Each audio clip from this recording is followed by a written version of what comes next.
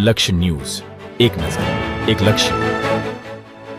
મહેસાણાના આંબલિયાસણ ખાતે જમ્મુ કાશ્મીરના આતંકી હુમલામાં દેશના નિર્દોષ નાગરિકોની હત્યા કરવામાં આવી. તેમને આંબલિયાસણ ખાતે ભાવપૂર્ણ શ્રદ્ધાંજલિ આપવામાં આવી. અલ્પેશ ચોકથી લઈ અંબાજી માતાના મંદિર સુધી હાથમાં મીણબત્તીઓ લઈ રેલી યોજવામાં આવી, જેમાં સ્થાનિક આગેવાનો સહિત મોટી સંખ્યામાં લોકો કાર્યક્રમમાં જોડાયા. Bureau report Siddhrajsinh Thakor, Mehsana. રીતેશભાઈ પટેલ. આજે શું પ્રોગ્રામ રાખ્યો?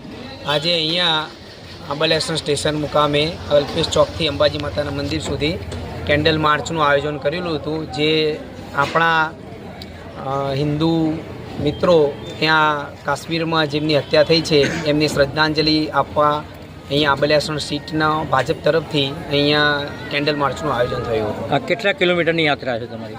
લગભગ 1 કિલોમીટર જેવી યાત્રા આપણે કરી. અહીંયા જમ્મુ કાશ્મીરના પહેલગામમાં જે યાત્રિકો ઉપર પાકિસ્તાનના આતંકવાદીઓ દ્વારા જે હુમલો કરી અને આશરે 25થી 26 યાત્રિકોને મોતના ઘાટે ઉતાર્યા છે, તેના વિરોધ પ્રદર્શનમાં અને અમારી એક એવી માંગણી છે કે ભારત સરકાર એમના ઉપર કડકમાં કડક કાર્યવાહી કરે, તેના સમર્થનમાં અમે આજે એક આંબલિયાસણ જિલ્લા સીટની રેલીનું આયોજન કર્યું હતું.